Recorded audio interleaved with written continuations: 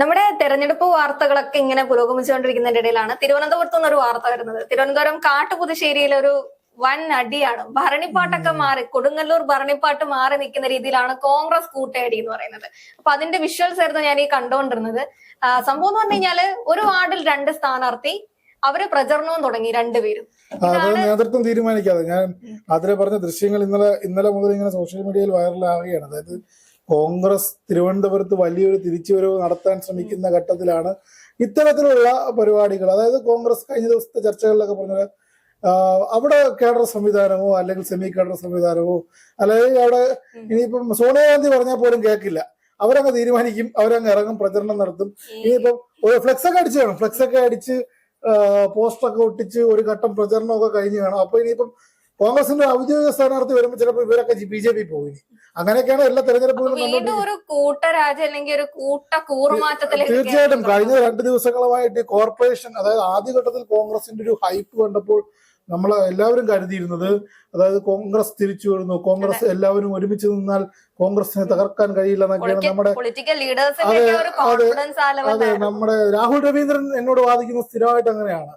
കോൺഗ്രസ്സുകാർ ചേർന്ന് നിന്നാൽ കോൺഗ്രസോളം ഇവിടുത്തെ CPM-കാരും ഇവിടുത്തെ കമ്മ്യൂണിസ്റ്റുകാരും വരെ കോൺഗ്രസ് ആണ്, കോൺഗ്രസ് മനസ്സുള്ളവരാണ്, ജനാധിപത്യ കണ്ടില്ല നമ്മൾ രാവിലെ. അല്ലെങ്കിൽ ഞാൻ ചോദിച്ചത് ശരിക്കും എന്താ ഒരു വിഷയം എന്ന് പറഞ്ഞാൽ എത്രയൊക്കെ നമ്മൾ ഈ ഇതിനെ വെളുപ്പിക്കാൻ നോക്കി കഴിഞ്ഞാൽ കുറുക്കൻ നീല അടിച്ചു കഴിഞ്ഞാൽ കുറുക്കൻ തന്നെയാണെന്നൊരു അവസ്ഥ. അതായത് നമ്മുടെ രാഹുൽ രവീന്ദ്രൻ പറഞ്ഞ ജനാധിപത്യ മനസ്സുള്ളവരെല്ലാം കോൺഗ്രസ് ആണ്, കോൺഗ്രസിന്റെ വലിയൊരു മുന്നോട്ട് പോക്കാണെന്ന് പറഞ്ഞപ്പോ ഇതിന് രാഹുൽ ഇറങ്ങി നമ്മോട് തർക്കിച്ചാണ്. പക്ഷെ കഴിഞ്ഞ 2 ദിവസമായിട്ട് ഈ കോവളത്ത് നിന്നും അതേപോലെ തന്നെ ഇപ്പൊ പറഞ്ഞ സ്ഥലം എഴുതാ കാട്ടുപുതുശ്ശേരി 2 സ്ഥാനാർത്ഥികൾ നല്ലതല്ലായിരുന്നു. ഇന്നലത്തെ മാധ്യമങ്ങളുടെയൊക്കെ പ്രധാന വീഡിയോകളിൽ ഒന്നായിരുന്നു ഇത്. അപ്പോൾ ഇതുമായി ബന്ധപ്പെട്ട് കഴിഞ്ഞ ദിവസം കോവളത്തും 50ഓളം കോൺഗ്രസ് പ്രവർത്തകരാണ് അല്ലെങ്കിൽ യൂത്ത് കോൺഗ്രസ് പ്രവർത്തകരാണ് വിട്ടുപോയത്. അവിടുത്തെ വിൻസെന്റ് MLA-യുമായിട്ടുള്ള പ്രാദേശിക വിഷയത്തിന്റെ അടിസ്ഥാനത്തിൽ അവർക്ക് എന്താണ് അംഗീകരിക്കാൻ കഴിയില്ല. പ്രാദേശികമായ MLA ദുർനടപ്പുകാരനാണ്, അല്ലെങ്കിൽ അദ്ദേഹത്തിന്റെ ചെയ്തികളുമായിട്ട് മുന്നോട്ട് പോകാൻ കഴിയില്ല എന്ന് പറഞ്ഞു. ഒരു സൈഡിൽ എന്താണ് K മുരളീധരൻ, രമേശ് ചെന്നിത്തല, VD സതീശൻ ഉള്ളവർ ഒരു സൈഡിൽ നിന്ന് ഇങ്ങനെ ബിൽഡ് ചെയ്ത് അതെ. അതായത് ആദ്യം ആലോചിക്കണം, കോൺഗ്രസിനെ സംബന്ധിച്ച് കഴിഞ്ഞ 2 ആഴ്ചയായിട്ട് ഈ CM പോരൊക്കെ മുറുകി, ഗ്രൂപ്പ് പോരൊക്കെ മുറുകി, അത്രയും വാർത്ത നിറഞ്ഞിരുന്നപ്പോ എന്താണ് തദ്ദേശം വരുന്നതിന് മുമ്പ് തന്നെ ഇത്തരത്തിൽ കാര്യങ്ങളെല്ലാം തീരുമാനിച്ച് മുന്നോട്ട് പോകണം. ഇനി ഗ്രൂപ്പ് പോര് പറഞ്ഞ് അല്ലെങ്കിൽ CM പോര് പറഞ്ഞ്, അതുകൊണ്ട് ഹൈക്കമാൻഡ് കൃത്യമായിട്ട് ഡൽഹിയിലേക്ക് വിളിച്ച് ഇവരെയൊക്കെ ഉപദേശിച്ച് എല്ലാരും ഒരുമിച്ച് നിൽക്കണം, എന്നാലേ ഭരണം കിട്ടിയാലേ മുഖ്യമന്ത്രിയാകാൻ പറ്റൂ, അല്ലെങ്കിൽ ഇത്തരത്തിൽ മുന്നോട്ട് പോകും. അതുകൊണ്ട് ഒരു കോർ കമ്മിറ്റി ഉണ്ടാക്കി ഇവർ അച്ചടക്കം പഠിപ്പിക്കുന്നതിന്റെ ഭാഗമായി VM സുധീരനും അതേപോലെ തന്നെ AK ആന്റണി ഉൾപ്പെടെയുള്ള മുതിർന്ന നേതാക്കളൊക്കെ വന്നു. അപ്പോൾ ഇവരെല്ലാം ഒരു കോർ ടീമായിട്ട് ഇപ്പം എറണാകുളം ജില്ലയെ സംബന്ധിച്ചാലും തിരുവനന്തപുരം ജില്ലയെ സംബന്ധിച്ചാലും കോഴിക്കോട് നിന്ന് നമ്മൾ ഇന്നലെ കേട്ട വാർത്തകൾ V മുരളീധരനും ചെന്നിത്തലയും അടങ്ങുന്ന ഒരു ടീം അട്ടിമറിക്ക് ശ്രമിക്കുന്നു. അതേപോലെ തന്നെ 40 വർഷത്തെ LDF-ന്റെ നഗരസഭാ ഭരണം പിടിച്ചെടുക്കാനുള്ള കഠിന പ്രയത്നം നടത്തുന്നു. അങ്ങനെ ഒരു സൈഡിൽ മുതിർന്ന നേതാക്കൾ എല്ലാവരും തന്നെ, അതായത് എന്താണ്, ഒരുമിച്ച് നിന്ന് ഇങ്ങനെ ഒരു കൽപ്പടവുകൾ കെട്ടിപ്പൊക്കുമ്പോൾ അതിന്റെ അടിയിൽ നിന്ന് കല്ലുകൾ എടുത്ത് മാറ്റിക്കൊണ്ട് ഇത് കെട്ടിയിട്ടും ഉയരുന്നില്ല. അത്തരം ഒരു സാഹചര്യത്തിൽ ഇത് പൊളിച്ചുകൊണ്ടിരിക്കുന്ന രീതിയാണ് ഇതിൽ നിന്ന് കാണുന്നത്. അതിനുള്ള ഉത്തമ ഉദാഹരണമാണ് ഇത്തരത്തിലുള്ള, അതായത് പ്രാദേശിക തലത്തിൽ നമുക്ക് കഴിഞ്ഞ ദിവസങ്ങളിലെല്ലാം തന്നെ നമ്മൾ പറഞ്ഞിരുന്നു, ബ്ലോക്ക്, മണ്ഡലം, ബൂത്ത് സംവിധാനങ്ങളെല്ലാം കുത്തഴിഞ്ഞ് കിടക്കുകയാണ്. അതെനിക്ക് തോന്നുന്നുണ്ടോ CPM-ന്റെ ഒരു ബ്രാഞ്ച് കമ്മിറ്റി ഒരു സ്ഥാനാർത്ഥിയെ തീരുമാനിക്കുന്നു, ഇതേപോലെ തമ്മിലടിക്കുന്ന ഒരു സാഹചര്യം വരുമെന്ന്?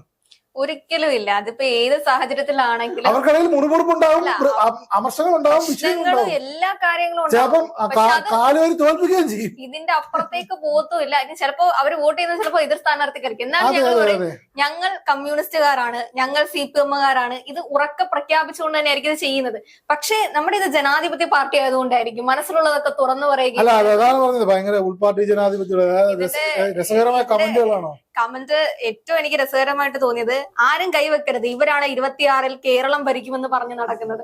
ഈ കൂട്ടയടിയും ഈ ഒരു ഭരണിപ്പാട്ടും അല്ലെങ്കിൽ ഒരു ഇൻസ്റ്റാഗ്രാമിൽ പോസ്റ്റ് ഞാൻ ഏക ജനാധിപത്യ മുന്നണി എല്ലാ ഭരണം പിടിച്ചിട്ടും ജനങ്ങളെ സേവിക്കാൻ വേണ്ടിയാണല്ലോ എന്ന് ആലോചിക്കുമ്പോൾ ഒരു ആശ്വാസം. രസകരമായ കമന്റുകളുണ്ട്. അതായത് ഞാൻ ഇത് ബന്ധപ്പെട്ട് പല ചാനലിന്റെയും ഇൻസ്റ്റാഗ്രാം പേജുകളിൽ നോക്കുമ്പോൾ കുറെ പേർക്ക് വിഷമമാണ്. ഏറ്റവും കൂടുതൽ ഈ ഐക്യ ജനാധിപത്യ മുന്നണി എന്നുണ്ട് കുറെ ഫയറാണ്. അതെ അതെ, ഐക്യ ജനാധിപത്യ മുന്നണി, അത് ആ ഐക്യമാണ് അവർ ഇന്നലെ കാണിച്ചത്.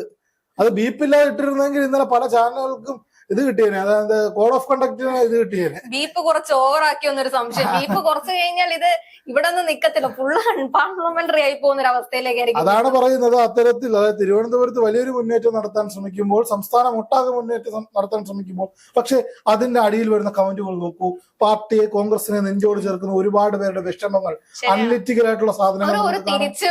അതെ അതെ, എങ്ങനെയെങ്കിലും വരണം, ഈ പാർട്ടി ഇങ്ങനെ പോകാൻ പാടില്ല. കോൺഗ്രസ്സുകാർ ആലോചിക്കുന്ന ഒരു കാര്യം, നിങ്ങളെക്കാട്ടി ആവശ്യം ജനങ്ങൾക്ക് തന്നെയാണ് ഒരു മാറ്റം. ഒരിക്കലും മാറാത്തത് മാറ്റമാണെന്നൊക്കെ കേട്ടിട്ടുണ്ട്. എന്നാൽ അധികാരമോഹികളെ എല്ലാം മാറ്റി നിർത്തണം. പക്ഷെ ഇത് പ്രധാന വിഷയം എന്ന് വെച്ചാൽ ഈ പഞ്ചായത്ത്, തദ്ദേശ തെരഞ്ഞെടുപ്പുകളിൽ ഇത്തരം വിഷയങ്ങളിൽ കോൺഗ്രസിന് ഒരു മൈൽഡ് നിലപാട് സ്വീകരിക്കാൻ കഴിയും. എന്ന് വെച്ചാൽ തോപ്പിക്കും. അതുപോലെ CPM ആയാലും ശരി തന്നെ, അതേപോലെ തന്നെ BJP ആയാലും ശരി തന്നെ. ഇപ്പൊ അദ്ദേഹത്തിന് സ്വാധീനം, ഇപ്പൊ അടി ഉണ്ടാക്കിയ ആളിന് സ്വാധീനമുള്ള മേഖലയാണെങ്കിൽ അദ്ദേഹം കാലുവാരി തോപ്പിക്കും. അടിയിൽ കൂടെ വേറെ പാർട്ടിയുമായി കൈ ഷേക്കാൻ്റെ കൊടുത്ത് വോട്ടുകൾ മറിക്കും. അത്തരത്തിലുള്ള സാഹചര്യങ്ങളെല്ലാം തന്നെ ഉണ്ടാവും. ഇതിനെ നേതൃത്വം ശക്തമായി കാണണം. ഇതിന് കൃത്യമായുള്ള രീതിയിലുള്ള നടപടികൾ സ്വീകരിക്കണം. ഇത്തരം അടികളും ബഹളങ്ങളും എല്ലാം തന്നെ ഇപ്പൊ പുറത്തു വരാൻ പാടില്ല. അതായത് ഈ മുതിർന്ന നേതാക്കൾ കോൺഗ്രസിന്റെ താഴെത്തൊട്ടുള്ള നേതാക്കളിലേക്ക് പകർന്നു കൊടുക്കുന്ന ഒരു ആർജവമുണ്ട്, ഒരു ആത്മവിശ്വാസമുണ്ട്. ഒരു സംസ്ഥാനത്ത് 2 മുഖ്യമന്ത്രി 3 മുഖ്യമന്ത്രി എന്ന് പറഞ്ഞ് കളിയാക്കുന്നതാണ് ആദ്യകാലത്ത്. ഈ തെരഞ്ഞെടുപ്പ് തദ്ദേശം വരുന്നതിന് മുമ്പ് നമ്മൾ കേട്ടിട്ടുണ്ടെന്നാണ്.